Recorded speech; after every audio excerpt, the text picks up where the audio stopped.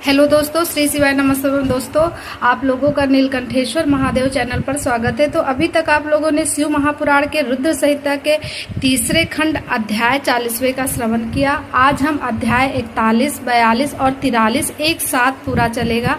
आज हम उसका पाठ करने जा रहे हैं और आप लोगों को भी पढ़कर सुनाएंगे। तो हे महादेव, जो कोई भी आपका ये महान ग्रंथ देख रहा अथवा सुन रहा, उसके सिर पर आप अपनी कृपा दृष्टि अवश्य रखना।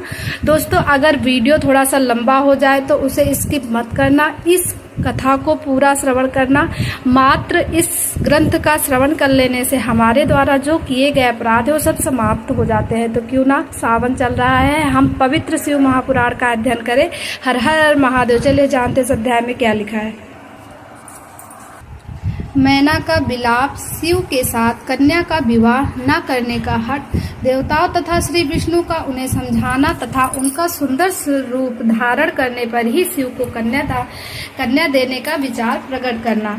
तो ये सारी जानकारी इसमें दी गई है। दोस्तों, ब्रह्मा जी कहते हैं, नारद, जब हिमांचल प्रिया सती मैना को चेत हुआ तब वे अत्यंत क्षुब्ध होकर विलाप एवं तिरस्कार करने लगी। पहले तो उन्होंने अपने पुत्रों की निंदा की, इसके बाद वे तुम्हें और अपनी पुत्री को दुर्वचन सुनाने लगी। मैना बोली, मुने, पहले तो तुमने यह कहा कि शिवा का वरण करेगी, पीछे मेरे पति हिमवान का कर्तव्य बताकर उन्हें आराधना और पूजा में लगाया, परंतु इसका यथार्थ फल क्या देखा गया। विपरीत एवं अनर्थकारी दुर्बुद्धि देववर से तुमने मुझ अधम नारी को सब तरह से ठग लिया। फिर मेरी बेटी ने ऐसा तप किया जो मुनियों के लिए भी दुष्कर है। उसकी उस तपस्या का यह फल मिला जो देखने वालों को भी दुख में डालता है। हाय, मैं क्या करूं, कहाँ जाऊं, कौन मेरे दुख को दूर करेगा। मेरा कुल आदि नष्ट हो गया, मेरे जीवन का भी नाश हो गया। कहाँ गए वे दिव्य ऋषि, पाऊं तो मैं उनकी दाढ़ी नोच डालूं। वशिष्ठ की वह तपस्विनी पत्नी भी बड़ी धूर्ता है, वह स्वयं इस विवाह के लिए अगुआ बनकर आई थी। न जाने किन किन के अपराध से इस समय मेरा सब कुछ लुट गया है। ऐसा कहकर मैंने अपनी पुत्री शिवा की ओर देखकर उन्हें कटु वचन सुनाने लगी। अरे दुष्ट लड़की, तूने यह कौन सा कर्म किया जो मेरे लिए दुखदायक सिद्ध हुआ। तुझ दुष्टा ने स्वयं ही सोना देकर कांच खरीदा है, चंदन छोड़कर अपने अंगों में कीचड़ का ढेर पोत लिया है। हाय हाय, हंसो, हंस को उड़ाकर तूने पिंजड़े में कौवा पाल लिया है। गंगा जल को दूर फेंककर कुएं का जल पिया। प्रकाश पाने की इच्छा से सूर्य को छोड़कर यत्न पूर्वक जुगनू को पकड़ा। चावल छोड़कर भूसी खा ली।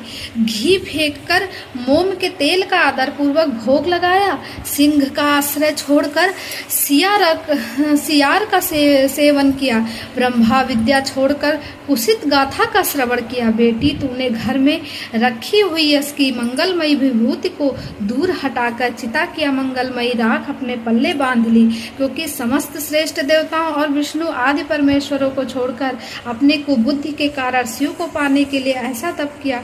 तुझको, तेरी बुद्धि को, तेरे रूप को और तेरे चरित्र को भी बारंबार धिक्कार है। तुझे तपस्या का उपदेश देने वाले नारद को तथा तेरी सहायता करने वाले दोनों सखियों को भी धिक्कार है। बेटी, हम दोनों माता पिता को भी धिक्कार है जिन्होंने तुझे जन्म दिया। नारद, तुम्हारी बुद्धि को भी धिक्कार है। सुबुद्धि देने वाले उन सप्तऋषियों को भी धिक्कार है। तो दोस्तों, यहाँ पर मैना का बहुत ज्यादा कोप प्रकट हुआ शिव जी का दर्शन करने के बाद कि किस प्रकार अब अपनी बेटी को इन्हें दे दे।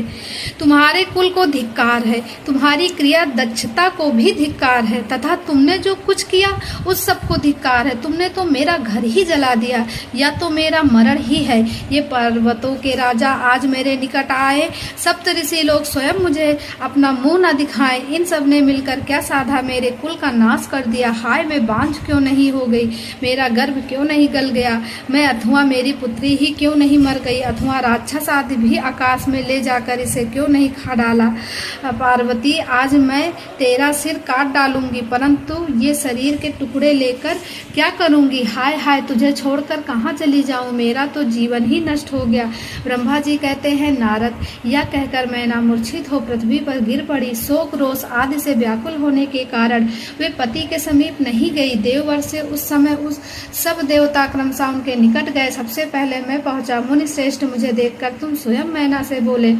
नारद ने कहा, पतिव्रते, तुम्हें पता नहीं है, वास्तव में भगवान शिव का रूप बड़ा सुंदर है। उन्होंने लीला से ऐसा रूप धारण कर लिया है, यह उनका यथार्थ रूप नहीं है। इसीलिए तुम क्रोध छोड़कर स्वस्थ हो जाओ, हट छोड़कर विवाह का कार्य करो और अपनी शिवा का हाथ शिव के हाथों में दे दो। तुम्हारी यह बात सुनकर मैना तुमसे बोली, उठो, यहाँ से दूर चले जाओ, तुम दुष्टों और अधर्मों के शिरोमणि हो। मैना के ऐसा कहने पर मेरे साथ इंद्र आदि सब देवता एवं दिक्पाल कंसा आकर यूं बोले, पितरों की कन्या मैंने, तुम हमारे वचनों को प्रसन्नता पूर्वक सुनो। ये शिव निश्चित ही सबसे उत्कृष्ट देवता है और सबको उत्तम सुख देने वाले हैं। आपकी पुत्री के अत्यंत दुस्साह तप को देखकर इन भक्त वत्सल प्रभु ने कृपा पूर्वक उन्हें दर्शन और श्रेष्ठ वर दिया है। यह सुनकर मैना के देवताओं से बारंबार अत्यंत विलाप करके कहा, शिव का रूप बड़ा भयंकर है, मैं उन्हें अपनी पुत्री नहीं दूंगी। आप सब देवता प्रपंच करके क्यों मेरी इस कन्या के उत्कृष्ट रूप को व्यर्थ करने के लिए उघा। तो दोस्तों, यहीं पर ये 41, 42 और 43वें अध्याय का पार्ट 1 समाप्त होता है। वीडियो लंबी हो रही थी, इसलिए अब हम दूसरे वीडियो में आगे की कथा डालेंगे। श्री शिवाय नमस्तुभ्यं। दोस्तों, आप लोग मेरे अगले वीडियो का इंतजार करना। रोज शाम को 4:30 बजे के आसपास हम ये वीडियो अपलोड करते हैं। कृपया आप लोग वीडियो को पूरा देखना।